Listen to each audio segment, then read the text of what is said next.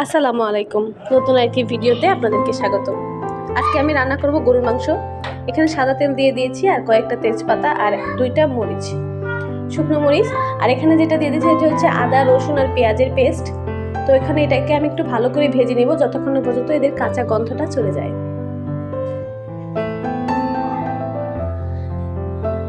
আর এখন আমি রান্নার রেগুলার মশলাগুলো দিয়ে দিলাম। হলুদের গুঁড়া, মরিচের গুঁড়া, লবণ এবং ধনিয়ার গুঁড়া। এটাও ভালো করে মিশিয়ে নেব, সাথে একটু পানি দিয়ে দিচ্ছি।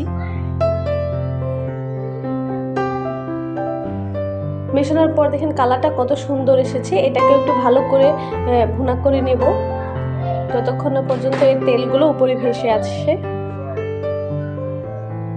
তো প্রায় ভুনা করা শেষ, আর একটু নাড়াচাড়া করে নিলাম। আর এখন আমি গরুর মাংসগুলো ঢেলে দেব। মধ্যবিত্ত সংসারে মাংসের চাইতে কিন্তু আলুর পরিমাণটাই বেশি থাকে।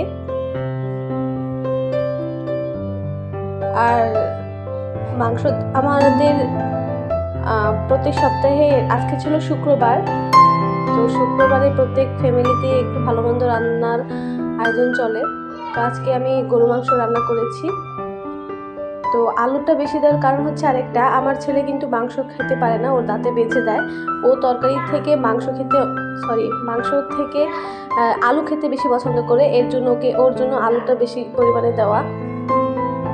ধরতে গেলে সব তরকারি থেকে ওকে আলুটা তুলে দিতে হয়। তো মাংস থেকে পানিটা বের হয়ে গেছে, আমি কিন্তু কোনো অতিরিক্ত পানি অ্যাড করিনি। এই পানিতেই আমি হালকা আছে মানে মিডিয়াম লো আছে রেখে মাংসগুলোকে একটু কষিয়ে নেব। আর এখন আমি ঢাকনা দিয়ে ঢেকে দিচ্ছি। প্রায় 10-15 মিনিটের মতো ভালো করে কষিয়ে নেব। আর এর মাঝখানে আমি অনেকবার করে নাড়াচাড়া করে দিয়েছি যাতে নিচ থেকে লেগে না যায়। আর এখন আমি একটা সিক্রেট মশলা তৈরি করে নেব। এখানে দেখতে পাচ্ছেন জিরা, বড় এলাচ, ছোটো এলাচ, দারুচিনি, লবঙ্গ রয়েছে, আর রয়েছে গোলমরিচ। এটা আমি একটু ব্লেন্ড করে নিচ্ছি। গ্রাইন্ড করে এখন আমি এটা রেখে দিচ্ছি। এটা আমি কষানোর পরে মাঝখানে একবার দিয়ে দিব আর লাস্টে নামানোর আগে একবার দিয়ে দিব। এভাবে দিলে আমার কাছে ভালোই লাগে। তো আমার কষানো প্রায় শেষ। এখন আমি এখানে সেই সিক্রেট মশলাটা দিয়ে দেব।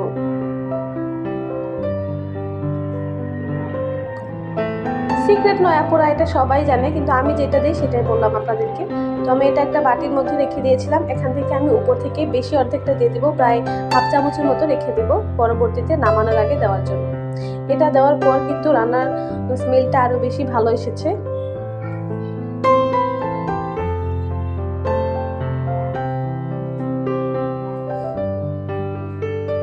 ভালো করে মিশিয়ে নিচ্ছি। এখন আমি পানি অ্যাড করে দেব মেশানোর পর।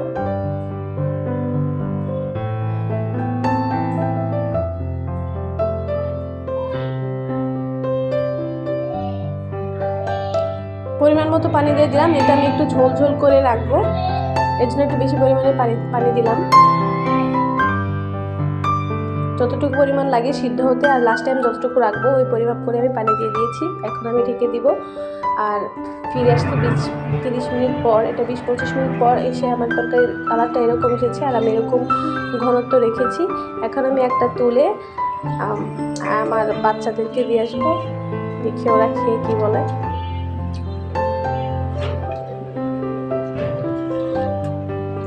তো আজকের ভিডিওটা এই পর্যন্তই। যারা এতক্ষণ পর্যন্ত আমার ভিডিওটা দেখছেন তাদের কাছে যদি ভিডিওটা ভালো লেগে থাকে তাহলে পেজে দেখে থাকলে পেজটিকে ফলো করবেন এবং চ্যানেলে দেখে থাকলে ইউটিউব চ্যানেলটিকে সাবস্ক্রাইব করে পাশে থাকবেন।